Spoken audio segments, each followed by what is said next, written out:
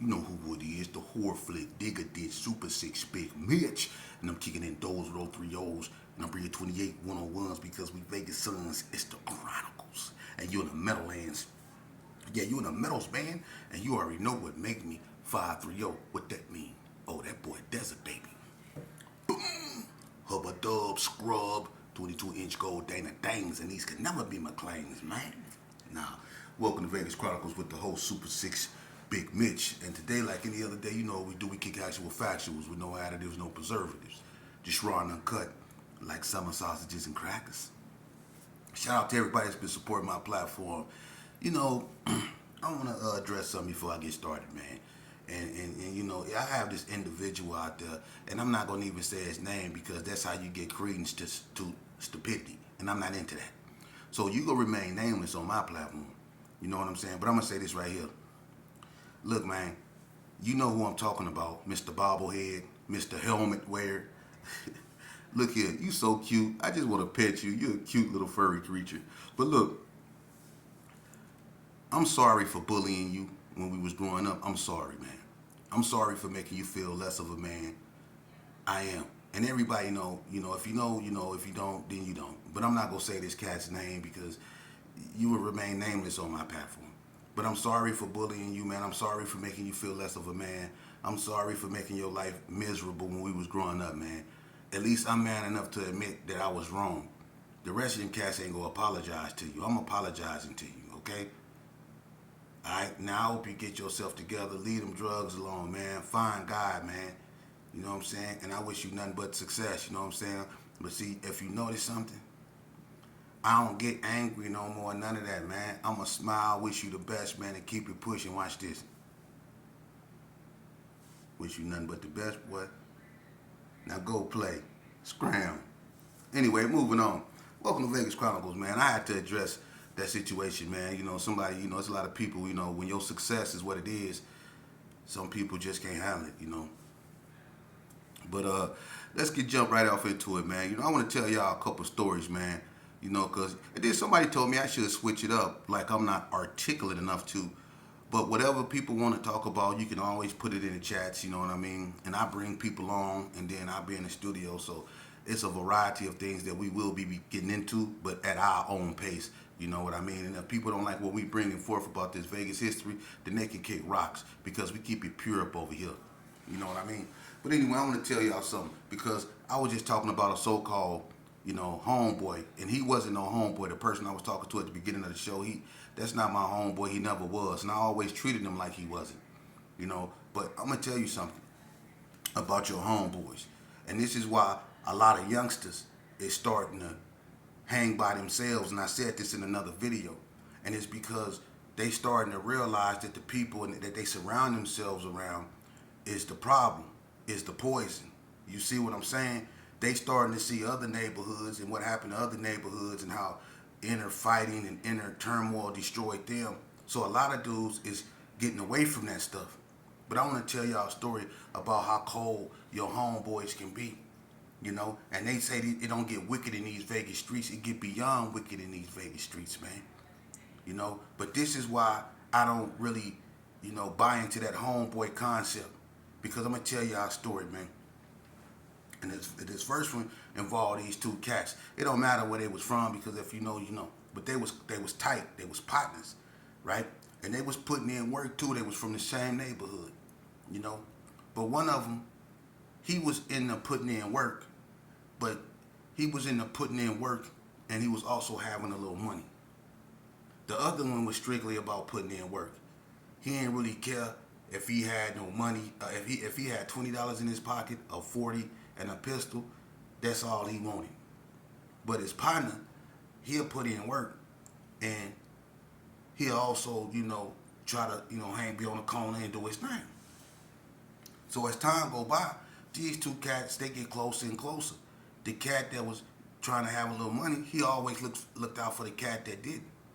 That's what made them close, And on one particular day, they was out, and the one cat wanted to go, to Kmart and get him some Dickies or whatever, you know what I mean? They up at Kmart, when Kmart used to be with an Indo Mall right there on Rancho. They go up there, they go get them some, some some khakis. While they up in there, they run into some ops, you know, and you know the dude that was having the money, he didn't have his thing on him, but his partner did. But it's about 5 of the ops, you know, and they see the cat that was having the money first, so they rush him. And the cat that he was with that be putting in all the work, he aired it out. You know, he aired it out. You know what I mean? So he got him up out of there. This what got them, you know, really close. You know, so the guy that started having, you know, that was having money, he really started looking out for the one that wasn't.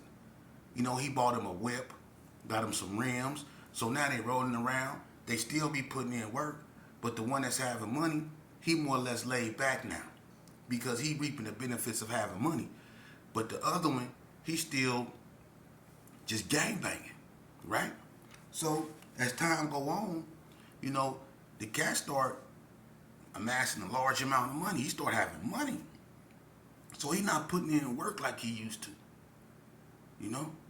So sometimes his partner will be like, hey, let's go up here to Shays, you know? And, you know, normally he'll go up there trying to catch some blood slipping or trying to catch somebody slipping, you know? But on this, you know, dude start not feeling that no more. He got money now. His focus is on making that money. You know, he trying to get him another whip. He bought his girl a whip. All the bills paid. He got jewelry. He getting his hair did. You know, he like this type of life. But his homeboy, you know, he still drinking 40 to 40. You know, eating hot wings. You know, just playing with pistols, not trying to have no money or nothing, but just trying to put in work. All he want to do is get in the shootouts, you know, get in the fights, do stuff that's not go, you know, get you nowhere. But his partner really having money now, you know. So they not as close as they used to be per se. They still kick it, but the conversations ain't the same, you know. They used to talk about how they used to go, you know, rob people and do all this here. The conversation ain't about that no more. See, the conversation about why you ain't trying to have no money. You see all these nice cars I'm having, you see this jewelry, won't you be on that now? We ain't gotta put in no work no more. We put in enough work. But the one that was banging, he ain't trying to hear that. He like, man, it's it's whatever for life, man. Whether I got money or not. We got too many people under the grass to be focused on that. Let's focus on getting at these enemies because of what happened to the homie. He like, nah, man. Let the little homies do that. We done already did that. Let's get at this money. So this is how the conversation is going. And this is what a friction is. So now, the one that be just gangbanging, looking at the one having money, he's starting to look at him kind of sideways now. Like, this cat done gone soft. You know what I mean? Like, he on some buster shit. He acting the same way, you know, these cats that we used to talk about getting acting. And the dude that's having money now, he looking at the one cat like, this cat here bad for business. You know, I got to stop kicking it with him. I ain't gonna have no money. He gonna run all my customers off. He too wild. He draw too much attention to me. You know, I'm trying to do this, and he want to be all power and all that when he can just have money. Man. You know, so now they ain't feeling each other. You know. So one day, the cat that was having money, he got too big. You know, him and his girl, they balling. You know, and he get popped. You know, when you in that drug game, man, and you having money, no matter how whatever you try to do, man, you go draw attention to yourself. Somebody go be hating on you, and eventually them people they go put them on you, man. That's just how the game is. You know, and the bigger you become, the more haters you have. You know, and that's what happened. Somebody did this on him. The police started watching him. Eventually, they got him, right? But he was smart, you know, and his girl was down. You know, he hid a lot of stuff, and she helped him.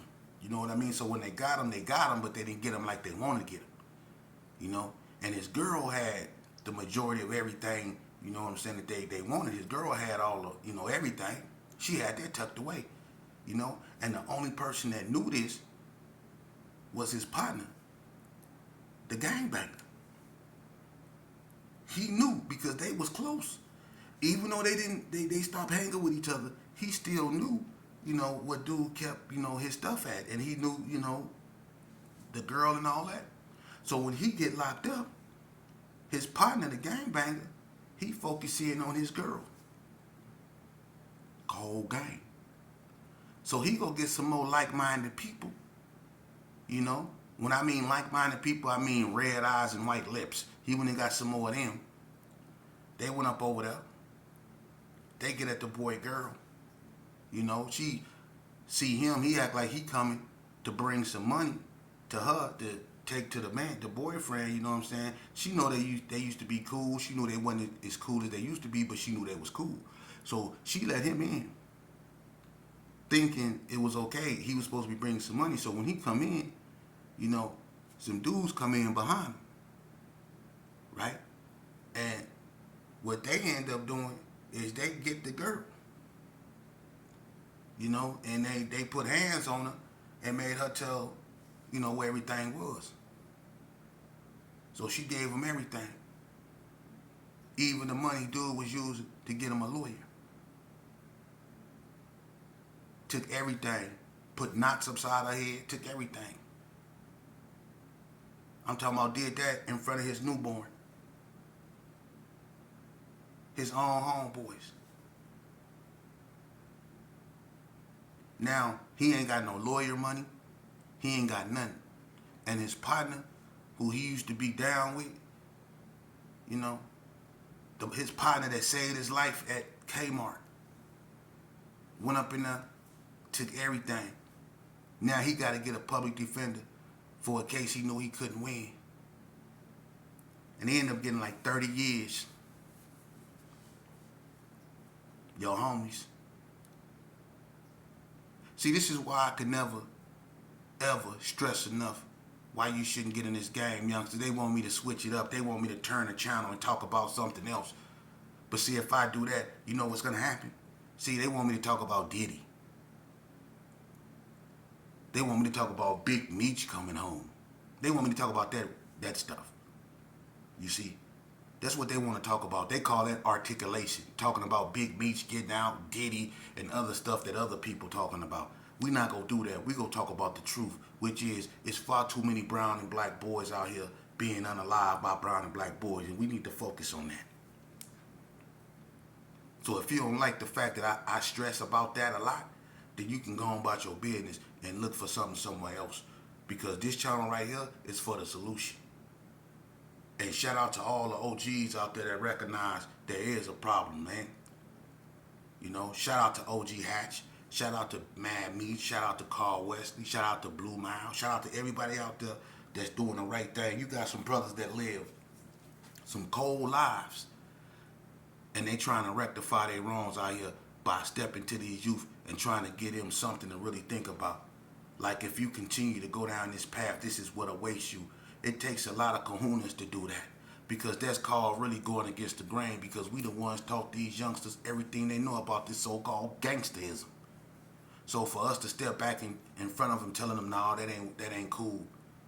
It's like we contradicting ourselves because we laid the foundation. So now we telling them, no, this ain't cool. But y'all did it. Yeah, we did it so y'all don't have to do it. We gang bang so y'all don't have to gang bang. You see? And there's a big difference between a gang banger and a gang member, and that's what people keep getting confused. Because all the gang bangers are basically unalive. They under that grass, so they locked up, the ones that was really with it.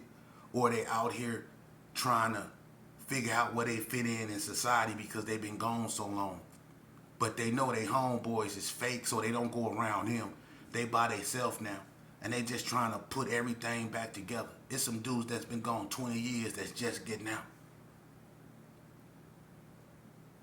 That was gang bangers, not gang members. Gang members is the ones that just walk around. They might put on the color and they just drink and want to hit something. Like the bobblehead I was talking about in the beginning. Ain't never did a drive-by. Ain't never did it. Just because you had a few fist fights at the store, they was doing that back in the 80s. But when this game got serious, where you was? On the sidelines trying not to get hit. Your name never come up in nothing when it comes to real riding. See, but you know it of everything about everybody business. But you never participate in nothing. Them the gang members. The ones that know everything that happened to everybody but never did nothing. Never threw a bottle at a pigeon. Never threw a bottle at a pigeon. But they know everything that happened to everybody in every hood. Them be the gang members. The ones that went to jail for they went to jail for child support more than anything else. Every time, and they think they OG because they went to jail 7 times for child support. Y'all think y'all habitual criminals. That make you a habitual criminal because you been to jail 5, 6 times for child support? Because you ain't pay child support? That make you a criminal? Or you a fugitive because you run from the police because you got unpaid child support payments. So when you see the police, you jump out the car and you start running. That make you a reputable because you running from child support? Because you peeping around the corner, not because you pop somebody and Metro really wants you, but because you got unpaid child supports. So you jumping fences and hiding and dressing up like a woman and all that stuff trying to get away like you really didn't put in work. Man, get up out of here, man. Get up out of here. You know, around here putting on wigs and stuff. And you way too comfortable in them too. You know, way too comfortable in them. Y'all putting on wigs and stuff, man. I don't know what's going on, but you're way too comfortable in them. I know that. You know. But yeah, that homie thing. Hey, look. I'm going to be honest with you. You know, when I was growing up, hey, I'm going to tell y'all something about me. See, I'm an open book. I want the youth to learn from my videos. When you look at me, I want you to say, man, that was cold. I'm going to tell y'all something. I used to be just like y'all hard. I was in juvenile hall back in the 80s. See? And I was getting into it with staff members like Mr. Giles. People remember Mr. Giles, Mr. Tall, Mr. Giles that was in Boys Cottage. You know what I mean? I was up over there. I got kicked out of there. I got in a fight with Mr. Giles, big old tall man. Come here, son. And this dude never blinked.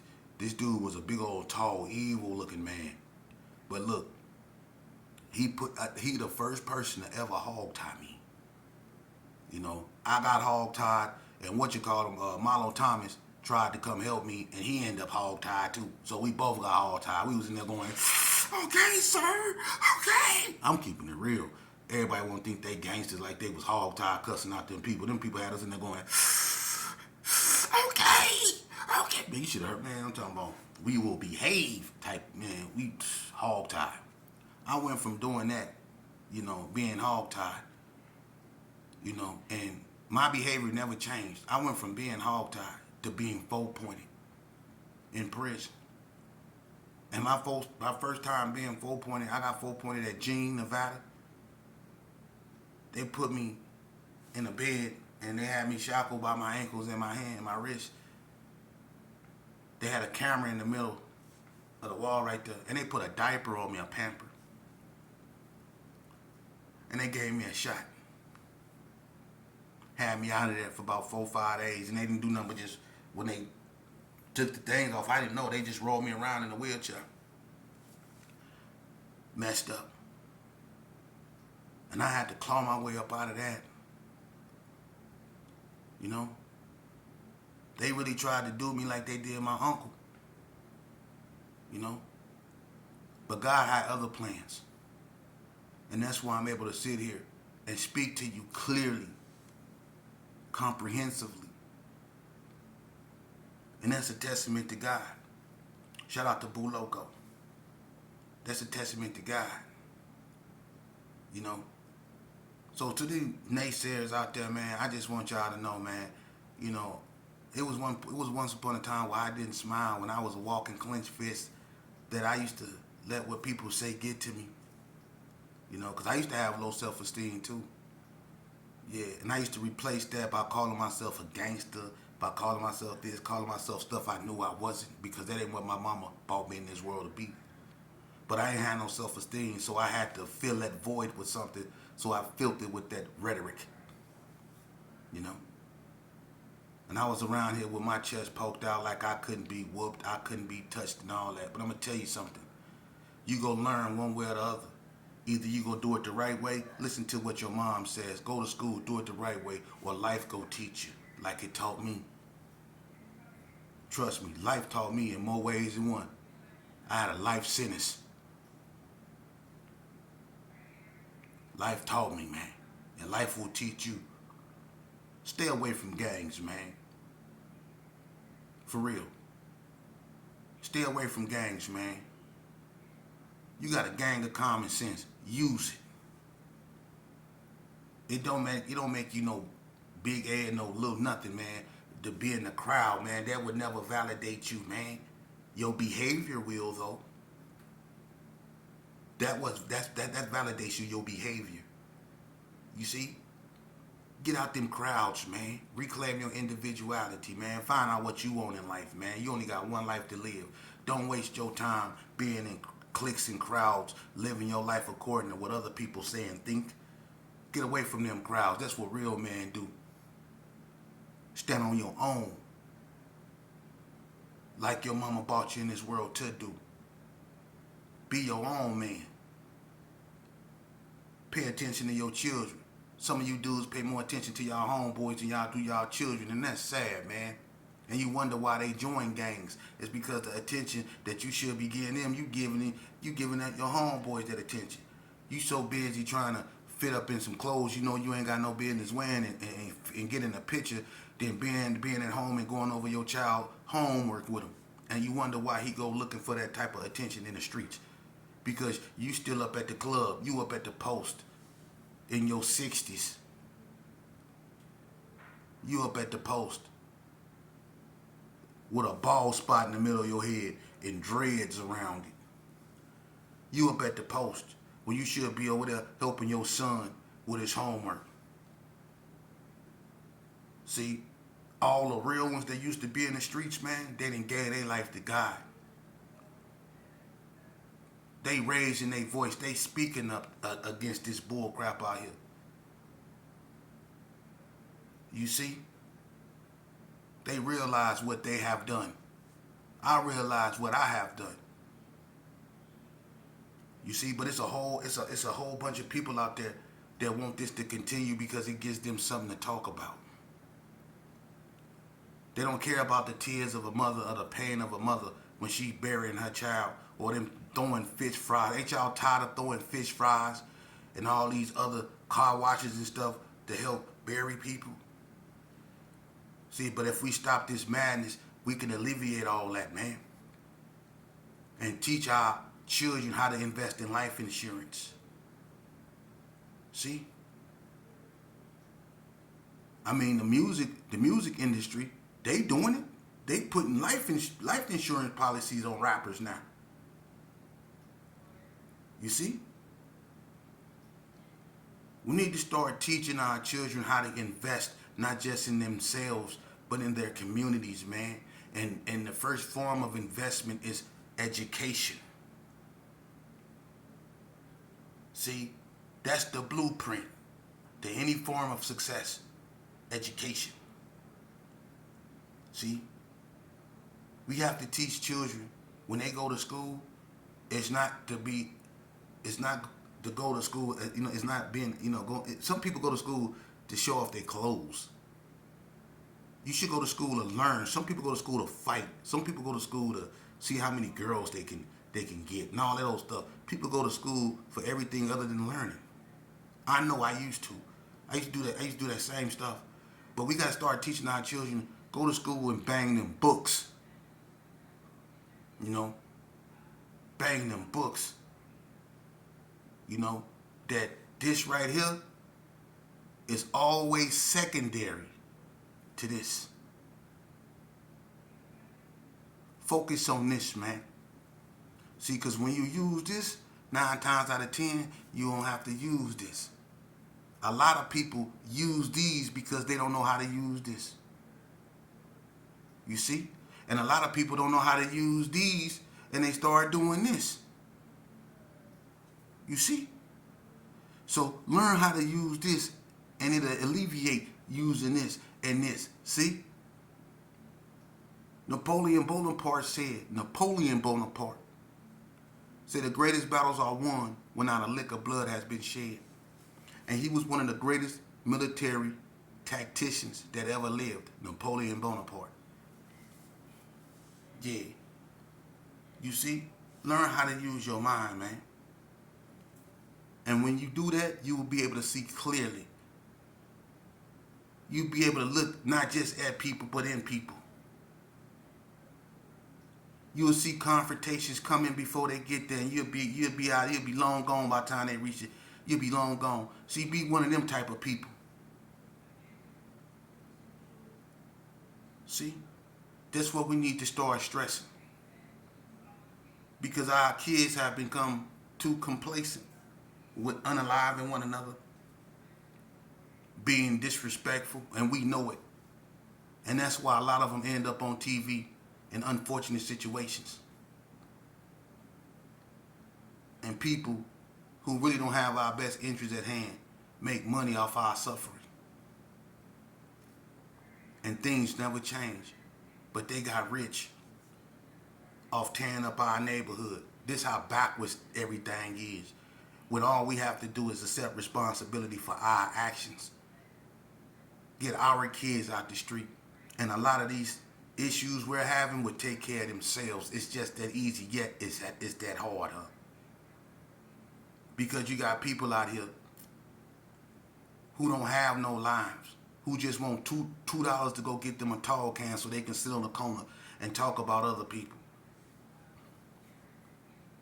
People so rotten, they shadow even left them. They don't even have no shadow.